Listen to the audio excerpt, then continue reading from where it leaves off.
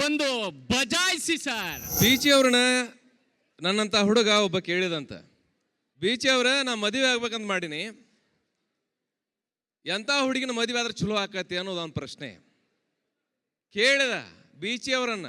ಏನಂತೇಳಿ, ಸರ ನಾ ಮದುವೆ ಆಗ್ಬೇಕಂತ ಮಾಡೀನಿ, ಬೆಳ್ಳನ ಹುಡುಗಿನ ಮದುವೆ ಆದ್ರೆ ಚಲೋರು, ಏನು ಕರ್ರನ ಹುಡುಗಿನ ಮದುವೆ ಆದ್ರೆ ಚಲೋರು, ಏನು ಶ್ರೀಮಂತರ ಹುಡುಗಿನ ಮದುವೆ ಆದ್ರೆ ಚಲೋರು, ಏನು ಬಡವ್ರ ಹುಡುಗಿನ ಮದುವೆ ಆದ್ರೆ ಚಲೋರು, ಏನು ಎತ್ತರಿದ್ದಾಕಿನ ಮದುವೆ ಆದ್ರೆ ಚಲೋರು, ಏನು ಗಿಡ್ಡಿದ್ದಾಕಿನ ಮದುವೆ ಆದ್ರೆ ಚಲೋರು, ಏನು ನೌಕರಿ ಮಾಡೋವಕಿನ ಮದುವೆ ಆದ್ರೆ ಚಲೋರು, ಏನು ಹಂಗೆ ಖಾಲಿ ಇರೋವಕಿನ ಮದುವೆ ಆದ್ರೆ ಚಲೋರು ಅಂತ ಹಿಂಗೆ ಕೇಳಬೇಕೊಂಡ್ರೊಳಗೆ ಬೀಚವ್ರು ಹೇಳಿರು ಏನಂತೇಳಿ, ತಮ್ಮ ಮದುವೆ ಆದ್ರೆ ಚಲೋ ಆಕತಿ ಅಂದ ಮಗ ಯಾವ ಅಂತ.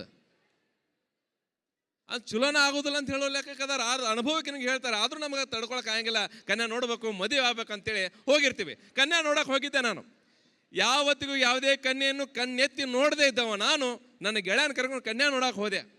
ಎದುರಿಗಿರ್ತಕ್ಕಂಥ ಹುಡುಗಿ ಸೂಪರಾಗಿ ಬಂದು ಧೈರ್ಯದಿಂದ ಕುತ್ಕೊಂಡು ನನ್ನ ಎದಿನ ತಣ್ಣಗಾದಂಗೆ ಆತು. ಆಕೆಗಿನ ಮೊದಲ ನಾ ಕೆಳಗೆ ನಾಚಿ ಕೆಳಗೆ ತಲೆ ಹಾಕಿದೆ. ನನ್ನ ಗೆಳೆಯ ಹೇಳಿದೆ, ಹುಡುಗಿ ಬಂದಾಳ ಮಾತಾಡ್ಸು, ಹೆಸರು ಕೇಳು, ಹುಡುಗಿ ಬಂದಾಳ ಮಾತಾಡು, ಹೆಸರು ಕೇಳು ಅನ್ನೋಕ ಹುಡುಗಿ ನೋಡಿ ಟೆನ್ಷನ್ ಆಗಿ ನಾ ಕೇಳಿದೆ ಏನಂತೇಳಿ, ಒಂದು ಗ್ಲಾಸ್ ನೀರು ಕೊಡ್ತೀರಿ ಅಂದೆ.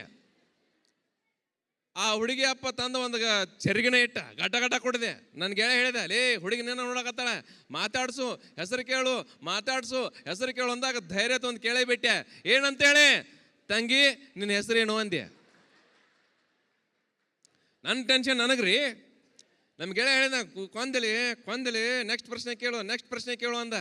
ಅನ್ನತ್ತ ಧೈರ್ಯ ಮಾಡಿ ಕೇಳಿದೆ, ತಂಗಿ ನಿನಗೆ ಹಣ್ಣುಗಳು ಎಷ್ಟು ಮಂದಿ ಅದಾರ ಅಂದೆ. ಆಕೆ ಕಂಗಾಲಾಗ್ಬಿಟ್ಲು. ಅಗದಿ ನಕ್ಕೊಂತ ಹೇಳು ಏನಂತೇಳಿ, ಏನಿಲ್ಲ ಇಷ್ಟು ದಿನ ಇಬ್ರು ಇದ್ರ, ಈಗ ನಿಮ್ಮನ್ನು ಹಿಡ್ಕೊಂಡು 3 ಮಂದಿ ಆದ್ರ ಅಂದ್ಲು. ಹುಡುಗಿ ಅಪ್ಪ ಸಖತ್ ಖುಷಿ ಆದ, ಬಂದ ಅಪ್ಪಕೊಂಡು ಶಬಾಷ್ ನನ್ನ ಮಗಣ ಅಂದ. ಯಾವ ನಿಮ್ಮ ಅನ್ನಗದ ರಾಖಿ ಕಟ್ಟೆ ಅಂತೇಳಿ ರಾಖಿ ಕೊಟ್ಟು ನನಗೆ ಕಟ್ಸಕ್ಕೆ ಹಚ್ಚಿದ. ಹಿಂಗಿರಬೇಕಾದ್ರೆ ಇದು ಬೇಡಪ್ಪ ಅಂದ್ರೆ ನೆಕ್ಸ್ಟ್ ಕನ್ಯಾಗ ಹೋದೆ, ನೋಡಿದೆ, ಮದುವೆ ಆಗಿ ಆಕಿನ ಕರ್ಕೊಂಬರೋ ಟೈಮ್ದಾಗ ಭಾಳ ಅಳಾಕತ್ತಿದ್ದ ನಮ್ಮ ಮಾವ, ಭಾಳ ಅಂದ್ರೆ ಭಾಳ ಅಳಾಕತ್ತ. ನಾ ಹೋಗಿ ಕೇಳಿದೆ, ಮಾವ ಯಾಕೆ ಅಳಾಕತ್ತೀರಿ ಅಂದೆ. ನಮ್ಮ ಮಾವ ಹೇಳಿದ, ಇಲ್ಲೋ ಆಕಿನ 20 ವರ್ಷ ನಾನು ಅಗದಿ ಹೂವಿನಂಗ ಸಾಕಿನಿ, ಅದು ಕಳಿಸ್ಕೊಡಾಕ ನನಗೆ ಭಾಳ ಒಳು ಬರಾಕತ್ತತಿ. 20 ವರ್ಷ ಸಾಕಿದ ಮಗಳನ್ನ ನಿನ್ನ ಜೋಡಿ ಹೆಂಗೆ ಕಳಿಸ್ಲಿ ಅನ್ನೋದು ನನಗೆ ಚಿಂತೆ ಆಗಿ ಅಳಾಕತ್ತೀನಿ ಅಂದುಕೊಳ್ಳೆ ನಾನು ರೊಯ್ಯೋ ಅಂತ ಅಳಾಕತ್ಯ. ಯಾಕೋಳೆ ನೀ ಯಾಕೆ ಅಳಾಕತ್ತೀವ ಅಂದ. ನಾ ಹೇಳಿದೆ, ಮಾವ 20 ವರ್ಷ ಸಾಕಿದ್ದಕ್ಕೆ ಈ ನಮ್ಮನ್ನ ಅಳಾಕತ್ತಿ ನೀನು, ನಾನು ಜೀವನ ಪೂರ್ತಿ ಹೆಂಗೆ ಆಕಿನ ಸಾಕ್ಲ ಅನ್ನೋದು. ಮತ್ತು ನಮ್ಮಳೆ ಕಂಟ್ರೋಲ್ ಮಾಡಿ ನಮ್ಮ ಮಾವ ಕಂಟ್ರೋಲ್ ಮಾಡಿದಿಲ್ಲೋ ಮಾರಾಯಣ, ಹಂಗೆ ಹೇಳಾಕತ್ತಿಲ್ಲ ಆಕಿನ, ಹಂಗೆ ಹೇಳಾಕತ್ತಿಲ್ಲ. 20 ವರ್ಷ ಆಗಿದೆ ಹೂವಿನಂಗೆ ಗಿಣಿಯಂಗೆ ಸಾಕಿದ್ದ ನನ್ನ ಮಗಳನ್ನ ನಿನ್ನ ಮನೆಗೆ ಹೆಂಗೆ ಕಳಿಸ್ಕೊಳ್ಳಿ, ನಿನ್ನ ಮನೆಗೆ ಹೋದ ನಂತರಕ್ಕೆ ಹೆಂಗೆ ಇರ್ತಾಳ ಅನ್ನೋದು ಚಿಂತೆ ಆಗೋಯ್ತು ಒಳ್ಳೆ ದೇವ್ರ ಅಂದ. ನಾ ಭಾಳ ಎಮೋಷನಲ್ ಆಗಿ ಹೇಳ್ಬಿಟ್ಟೆ, ಮಾವ ನೀ ಚಿಂತೆ ಮಾಡಕ್ಕೆ ಹೋಗ್ಬೇಡ, ಆಕಿ ನಿನ್ನ ಮಗಳಲ್ಲ, ನನ್ನ ಮಗಳಿದ್ದಂಗ ಅಂತ ಅಂದ್ಕೊಂಡೆ ನಾನು. ಟೆನ್ಷನ್ ಏನಾಗತ್ತೆ ಹೇಳಕ್ಕೆ ಬರಂಗಿಲ್ಲ. ನೋಡ್ರಿ, ಆರಂಭದಲ್ಲಿ ನಾವು ಭಾಳ ಹುರುಪು ತೋರಿಸ್ತಿದ್ವಿ. ಅಗದಿ ಹೂವಿನ ನೋಡ್ಕೋಬೇಕು, ರಾಣಿಂಗ್ ನೋಡ್ಕೋಬೇಕು, ಹಂಗೆ ನೋಡ್ಕೋಬೇಕು, ಹಿಂಗೆ ನೋಡ್ಕೋಬೇಕಂತ ನೋಡ್ಕೊಂಡು ಬರ್ತೀವ್ರಿ. ಮದುವೆ ಆದ 10 ವರ್ಷ ನಂತರ ಏನೇನೋ ಅದ್ರ ರುಚಿನ ಉಳಿಯಂಗಿಲ್ಲ. ಆದರೂ ನಾನು ಮೂಡು ಕೆಡಿಸ್ಕೋಬಾರ್ದು. ಆ ಒಂದು ರಸಿಕತೆಯನ್ನು, ಆ ಒಂದು ಪ್ರೀತಿ ಯೌವನದ ಹುಮ್ಮಸ್ಸನ್ನು ಯಾವಾಗಲೂ ಚಾಲನೆ ಇಡಬೇಕು ಅಂತೇಳಿ ನನ್ನ ಹೆಂಡತಿಗೆ ಹೋಗಿ ಕೇಳಿದೆ. ಏನಂತೇಳಿ, ಪ್ರಿಯೇ ನಿನಗಾಗಿ ಗೋಲ್ ಗುಂಬಸ್ ಕಟ್ಟಿಸಲೇ, ಕುತುಬ್ ಮಿನಾರ್ ಕಟ್ಟಿಸಲೇ, ತಾಜ್ ಮಿನಾರ್ ಕಟ್ಟಲೆ ಅಂದಾಗ ನಾನು ಹೆಂಡ್ತಿ ಹೇಳು, ಯಪ್ಪ ಜೋಕಮಾರ ಮೊದಲು ಲೈಟ್ ಬಿಲ್ ಕಟ್ಟಬ. ನಾವೇನೇನೋ ಮೂಡ್ ತೊಗೊಳಕತ್ತಿರ್ತೀವಿ, ಮೂಡ ಖರ ಮಾಡಿಬಿಡ್ತಾವ್ರಿ. ಒಂದಿನ ಕೇಳ, ಓ ನನ್ನ ಪ್ರಿಯೆ ನಿನಗಾಗಿ ಆ ಚಂದ್ರನನ್ನು ತರಲೆ, ಆ ತಾರೆಗಳನ್ನು ತರಲೆ, ಆ ಕಾಮನ ಬಿಲ್ಲನ್ನು ಮುರಿದು ನಿನಗೆ ಉಡುಗೊರೆ ಮಾಡಿಕೊಡಲೆ ಅಂದಾಗ ನನ್ನ ಹೆಂಡ್ತಿ ಹೇಳು, ಯಪ್ಪ ಬೋರಿಗೆ ಹೋಗಿ ಒಂದು 2 ಕೊಡ ನೀರು ಹೊಡ್ಕೊಂಬ ಅಂದ್ಲು. ಇಷ್ಟಸ ಮಾಡ್ತಾಳ. ನಾನೊಮ್ಮೆ ಹೇಳಬೇಟೆ, ನಾ ಈ ದೇಶದ ಪ್ರಧಾನಮಂತ್ರಿ ಆಗಿದ್ರೆ ಈ ದೇಶದ ಇಡೀ ಭವಿಷ್ಯನ ನಾ ಬದಲು ಮಾಡ್ತಿದ್ದೆ ಅಂದೆ. ನಾನು ಹೆಂಡ್ತೇಳು ಏನಂದ್ರೆ ಏನಿಲ್ಲ, ಈ ದೇಶದ ಪ್ರಧಾನಮಂತ್ರಿ ಆಗಿಬಿಟ್ಟಿನಪ್ಪ ಅಂತಂದ್ರೆ ಇಡೀ ದೇಶದ ಭವಿಷ್ಯವನ್ನು ಬದಲಾಯಿಸಿ ಬಿಡ್ತಿದ್ದೆ ಅಂದಾಗ ನಾನು ಹೆಂಡ್ತಿ ಹೇಳು, ಯಪ್ಪ ಮಾರ್ಯಾರ ಅಂಗಿ ಹಾಕೊಂಡು 10 ದಿನ ಆತು, ಗಬ್ಬ ನಾರಾಕತ್ತತಿ, ಅದನ್ನು ಬದಲು ಮಾಡ್ರಿ ಅಂತ. ಏನೇನೋ ಮಾತಾಡಕ್ಕೆ ಹೋಗ್ತೀವಿ, ಏನೇನೋ ನಮ್ಗೆ ಟರ್ನ್ ಮಾಡು. ಇಂಥ ಇದ್ರೊಳಗೆ ಈ ಅಂಗಿ ಹೊಲಿಸಿದ್ದೆ, ಫಸ್ಟ್ ಟೈಮ್ ಹೊಲಿಸೋ ಟೈಮ್ದಾಗ ಹೆಂಗೆ ಆಗೈತಿ ಅಂತೇಳಿ ತೋರಿಸ್ಬೇಕಂತೇಳಿ ನಾನು ಹೆಂಡ್ತಿ ಮುಂದೆ ಹೋದೆ. ಆಕೆಗೆ ಟಿ ವಿ ನೋಡೋದು ಭಾಳ ಮೂಡು. ಅದರಾಗ ಈ ಕ್ರಿಕೆಟ್ ಒಂದು ಬಹಳಷ್ಟು ಆಕಿಗೆ ಪ್ರೀತಿ. ಸಚಿನ್ ತೆಂಡೂಲ್ಕರ್ ಬ್ಯಾಟಿಂಗ್ ಮಾಡಕತ್ತಿದ್ದ, ಅದೇ ಟೈಮ್ದಾಗ ಹೆಂಗೆ ಹಾಕೊಂಡು ಹೋಗಿ ಆಕಿನ ಮುಂದೆ ನಿಂತೆ. ಆಕಿ ನೋಡ್ರು ಆ ಕ್ರಿಕೆಟ್ನ ಇದ್ರೊಳಗೆ ಫುಲ್ ಜೋಶ್ ಒಳಗಿದ್ದು. ಸಚಿನ್ ತೆಂಡೂಲ್ಕರ್ ಹಿಂಗೇನು ಬ್ಯಾಟ್ ಎತ್ತಿ ಆ ಬಾಲನ್ನು ಹೊಡೆದ. ನಾ ಹೋದವ ಕೇಳಿದೆ, ರೇ ನನ್ನ ಅಂಗಿ ಇದ್ರೊಳಗೆ ಹಾಕೊಂಡಿಲ್ಲನ, ನಿನ್ನ ಮುಂದೆ ನಾ ಹೆಂಗೆ ಕಾಣಕತ್ತೀನಿ ಅಂದ್ಯ. ಆ ಸಚಿನ್ ತೆಂಡೂಲ್ಕರ್ ಬ್ಯಾಟ್ ಎತ್ತಿ ಬಾಲ್ ಹೊಡೆದಕ್ಕೂ ನಾ ಈ ಪ್ರಶ್ನೆ ಕೇಳೋಕು ನನ್ನ ಹೆಂಡತಿ ಹೇಳಿಬಿಟ್ಟು ವಾ ಚಕ್ಕ ಅಂದ್ಲು. ಏನವ 6 ರನ್ ಹೊಡೆದಕ್ಕೆ ಚಕ್ಕ ಅಂದ್ಲು.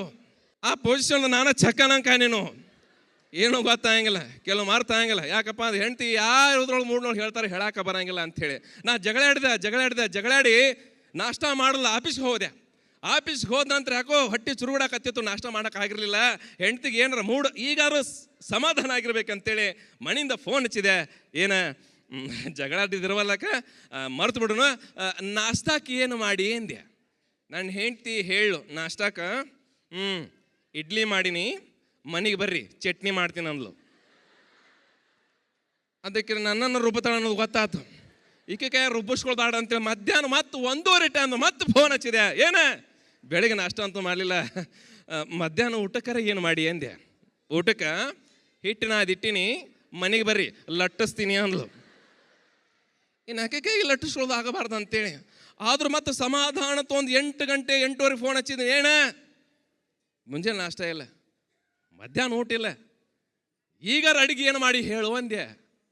ಅಡಿಗೆಗೆ ವಿಷ ಹಾಕಿ ಪಾಯಸ ಮಾಡೀನಿ, ತಿನ್ನಬರ್ರಿ ಅಂದ್ಲು. ನನಗೂ ತಲೆ ಕೆಟ್ಟು ಹೋತು. ನನಗೆ ಇವತ್ತು ಟೈಮ್ ಇಲ್ಲ, ಇವತ್ತು ನಾ ಬರಂಗಿಲ್ಲ, ನೀನ ಉಂಡು ಮಕ್ಕೋ ಅಂದೆ. ಅದನ್ನ ವಿಷದ ಪಾಯಸನ. ಆದರೂ ಜೀವನ ತಡೆಯನಾಗಲಿಲ್ಲ. ಮನೆಗೆ ಬಂದು ಮಾತಾಡ್ಸೋಕ್ಕಾಗಲಿಲ್ಲ. ಕೈಕಾಲು ಮಕ್ಕ ತೊಗೊಳು ಊಟ ಮಾಡಲ್ಲ. ಹೊರಗೆ ಮನೆ ಮುಂದೆ ಕಟ್ಟಿ ಮ್ಯಾಕ್ ಕುಂತಿದ್ದೆ. ನಾನು ಹೆಂಡ್ತಿ ಕರ್ಲು, ರೀ ಒಳಗೆ ಬರ್ರಿ ಅಂದ್ಲು. ನಾ ಬರಂಗಿಲ್ಲ ಅಂದೆ. ಒಳಗೆ ಬರ್ರಿ ಅಂದ್ಲು. ಬರಂಗಿಲ್ಲ ಅಂದೆ. ಒಳಗೆ ಬರ್ರಿ ಅಂದ್ಲು. ಯಾಕ ಅಂದೆ. ಮುನ್ಸಿಪಾಲ್ಟಿ ಅವರು ಅನೌನ್ಸ್ ಮಾಡ್ಯಾರೆ, ಕೇಳಿರಿಲ್ಲ ಅಂದ್ಲು. ಏನು ಅನೌನ್ಸ್ ಮಾಡ್ಯಾರೆ ಅಂದೆ. ಹುಚ್ಚನಾಗಿ ಹಿಡ್ಕೊಂಡು ಹೋಗೋರು ಬಂದಾರಂತ. ಒಳಗೆ ಬರ್ರಿ ಅಂದ್ಲು. ಅಡ್ಡಿಲ್ಲ, ನಮಗೆ ಹುಚ್ಚನಾಗಿ ಅಂದಿದ್ದಕ್ಕೆ ನಿಮ್ಗೆ ಸಂತೋಷ ಆಗತ್ತದನ್ರಿ ಅನ್ರಿ. ನಾನು ನೋಡ್ಕೊತೀನಿ, ನಿಮ್ಮ ಯಜಮಾನ್ರ ಮುಖಾಂತರ ಹೇಳ್ತೀನಿ. ನನಗೂ ನೋಡ್ರಿ ಜೀವನ ತಡೆನಾಗ್ಲಿ ಏನಂದಿ ಅಂದೆ. ಏನಿಲ್ರಿ, ಮುನ್ಸಿಪಾಲ್ಟಿ ಅನೌನ್ಸ್ ಮಾಡ್ಯಾರ, ಹುಚ್ಚನಾಗಿ ಹಿಡ್ಕೊಂಡವ್ರು ಹೋಗೋರು ಬಂದಾರಂತ, ಯಾವುದಕ್ಕೂ ಒಳಗೆ ಬರ್ರಿ ಅಂದ್ಲು.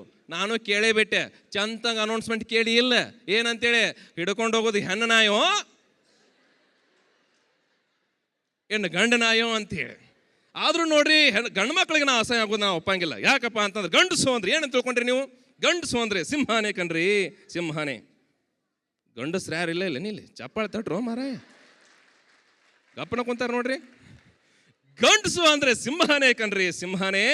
ಮನೆಯೊಳಗಿದ್ರು ಸಿಂಹಾನೇ, ಮನೆ ಹೊರಗಿದ್ರು ಸಿಂಹಾನೇ ಅಲ್ರೇ. ಮನೆ ಒಳಗಿದ್ರು ಸಿಂಹಾನೇ, ಮನೆ ಹೊರಗು ಇದ್ರು ಸಿಂಹಾನೇ.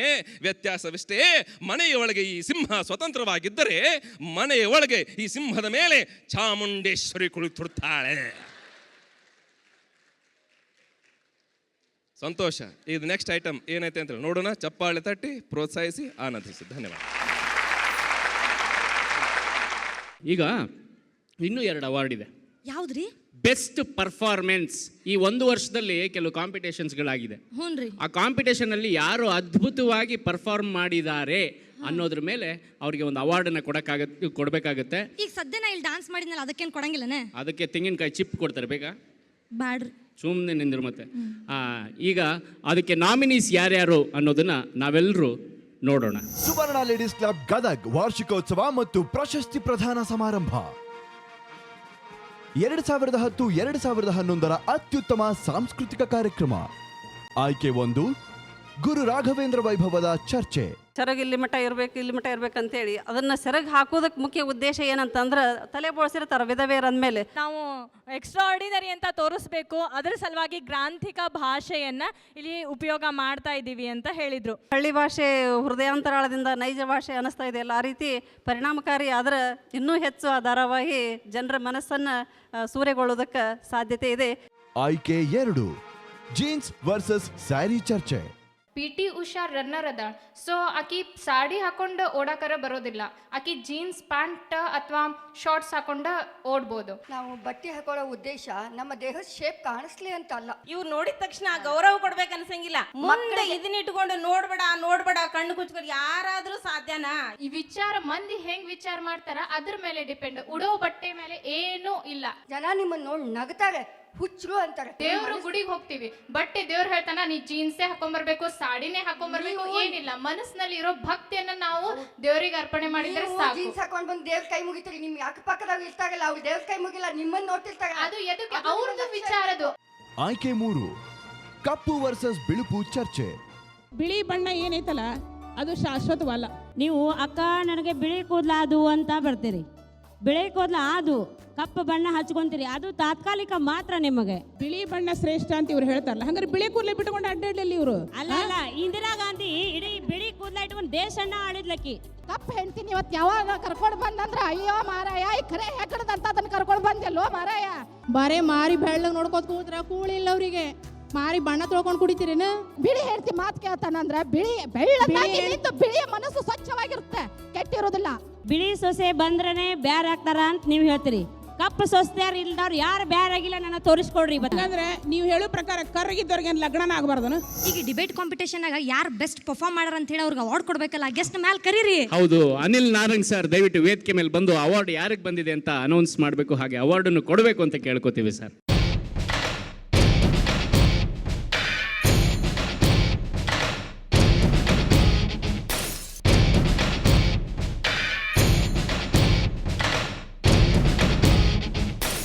Best performance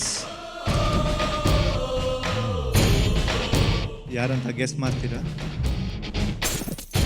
The award for best performance goes to jeans versus sari debate.